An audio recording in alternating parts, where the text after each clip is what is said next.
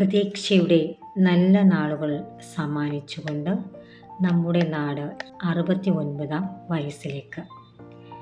കാലത്തിൻ്റെ വഴികളിലൂടെ സാംസ്കാരിക സമ്പന്നതയുടെയും ഐക്യത്തിൻ്റെയും അർത്ഥം മനസ്സിലാക്കിക്കൊണ്ട് മുന്നേറുന്നു കേരളം. ഈ ദിനത്തിൽ എല്ലാ പ്രിയപ്പെട്ട കേരളീയർക്കും സ്നേഹാർദ്രമായ കേരളപ്പിറവി ദിനാശംസകൾ. സംസ്കാരവും ഭൂപ്രകൃതിയും ഇന്ത്യയുടെ തെക്കേ അറ്റത്ത് പശ്ചിമഘട്ട മലനിരകൾക്കും അറബിക്കടലിനുമിടയിൽ സ്ഥിതി ചെയ്യുന്ന മനോഹരമായ സംസ്ഥാനമാണ് കേരളം. മലയാളം പ്രധാന ഭാഷയായ ഈ നാട് സമ്പന്നമായ ചരിത്രവും സാംസ്കാരിക വൈവിധ്യവും പ്രകൃതി സൗന്ദര്യവും കൊണ്ട് ശ്രദ്ധേയമാണ്. കേരളത്തിൻ്റെ തലസ്ഥാനമായ തിരുവനന്തപുരം പടിഞ്ഞാറ് അറബിക്കടലിനും കിഴക്ക് പശ്ചിമഘട്ട മലനിരകൾക്കും ഇടയിലായി സ്ഥിതി ചെയ്യുന്നു. പത്മനാഭസ്വാമി ക്ഷേത്രം, കിഴക്കൻ മലനിരകളിലെ പൊന്മുടി, നഗരത്തിലെ വിവര സാങ്കേതിക വിദ്യാ കേന്ദ്രങ്ങൾ എന്നിവ ഈ ജില്ലയെ കൂടുതൽ ശ്രദ്ധേയമാക്കുന്നു. കേരളത്തിൻ്റെ തെക്കേ അറ്റത്തുള്ള ഈ ജില്ല കേരള സംസ്കാരത്തിൻ്റെയും ചരിത്രത്തിൻ്റെയും പ്രധാന കേന്ദ്രമാണ്. തിരുവനന്തപുരത്ത് നിന്നും വടക്കോട്ട് പോകുമ്പോൾ ചരിത്ര പ്രാധാന്യമുള്ള കൊല്ലം ജില്ലയിലെത്തും.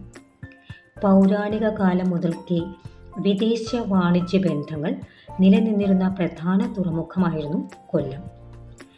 അഷ്ടമുടിക്കായലിലെ ഭംഗി ഈ പ്രദേശത്തെ വേറിട്ട് നിർത്തുന്നു. ആലപ്പുഴ, കോട്ടയം, എറണാകുളം, തൃശ്ശൂർ ജില്ലകൾ ഉൾപ്പെടുന്ന മധ്യ കേരളമാണ്. ആലപ്പുഴ കായലുകളുടെയും നെൽവയലുകളുടെയും നാടാണ്. പ്രസിദ്ധമായ കുട്ടനാടൻ പ്രദേശവും ജലപാതകളും പുന്നമടക്കായലിലെ നെഹ്റു ട്രോഫി വള്ളംകളിയും ആലപ്പുഴയുടെ പ്രത്യേകതയാണ്. കേരളത്തിൻ്റെ വ്യാവസായിക തലസ്ഥാനം എന്നറിയപ്പെടുന്ന എറണാകുളം പൗരാണികവും ആധുനികവുമായ വാണിജ്യത്തിൻ്റെ ഒരു സംഗമ ഭൂമിയാണ്. കൊച്ചി തുറമുഖം നൂറ്റാണ്ടുകളായി കേരളത്തെ ലോകവുമായി ബന്ധിപ്പിക്കുന്നു. ഫോർട്ട് കൊച്ചിയിലെ യൂറോപ്യൻ വാസ്തുവിദ്യയും ജൂതപ്പള്ളിയും സാംസ്കാരിക കൈമാറ്റത്തിൻ്റെ അടയാളങ്ങളാണ്. കേരളത്തിലെ സാംസ്കാരിക തലസ്ഥാനമായി അറിയപ്പെടുന്ന തൃശ്ശൂർ പൂരങ്ങളുടെ നാടാണ്. വടക്കുംനാഥ ക്ഷേത്രം, കേരള കലാമണ്ഡലം തുടങ്ങിയ സ്ഥാപനങ്ങൾ കേരളീയ കലകളുടെയും സംസ്കാരത്തിൻ്റെയും സ്ഥിരാകേന്ദ്രമായി തൃശ്ശൂരിനെ നിലനിർത്തുന്നു. വടക്കോട്ടുള്ള മലബാർ മേഖല പാലക്കാട്, മലപ്പുറം, കോഴിക്കോട്, വയനാട്, കണ്ണൂർ, കാസർഗോഡ് ജില്ലകൾ ഉൾക്കൊള്ളുന്നു.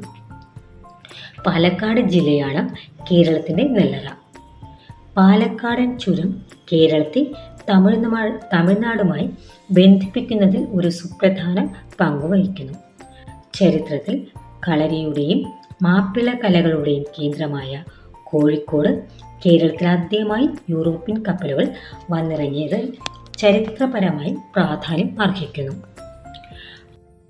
പടിഞ്ഞാറ് അറബിക്കടലും കിഴക്ക് പശ്ചിമഘട്ടവും അതിർത്തി പങ്കിടുന്ന കണ്ണൂർ തെയ്യം പോലുള്ള തനത് കലാരൂപങ്ങൾക്ക് പേരുകേട്ട സ്ഥലമാണ്. വടക്കേ അറ്റത്തുള്ള കാസർഗോഡ് ജില്ലയിൽ ബേക്കൽ കോട്ട പോലുള്ള ചരിത്ര സ്മാരകങ്ങളും തനത് ഭാഷാഭേദങ്ങളും സംസ്കാരങ്ങളും നിലനിൽക്കുന്നു.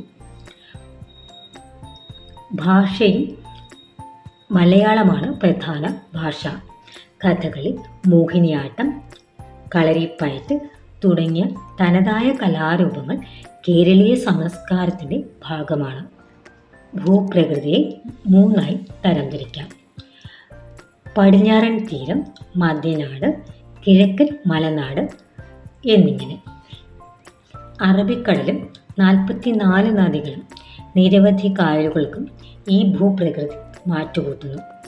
ഉയർന്ന സാക്ഷരതാ നിരക്കും മെച്ചപ്പെട്ട ആരോഗ്യ സൂചികകളും കേരളത്തെ ലോകശ്രദ്ധയിൽ കൊണ്ടുവരുന്നു. കേരളം തനതായ ചരിത്രം, വാണിജ്യം, കലാരൂപങ്ങൾ എന്നിവയിൽ അധിഷ്ഠിതമായ ഒരു സവിശേഷ സംസ്കാരം പേറുന്ന നാടാണ്. 1986 നവംബർ 1 പിറവിയെടുത്തത് ഒരു സംസ്ഥാനം മാത്രമല്ല, ഒരു ആശയം കൂടിയാണെന്നും ഇന്നും കേരളീയർ വിശ്വസിക്കുന്നു. നമുക്കും അഭിമാനിക്കാം കേരളീയർ ആയതിനാൽ.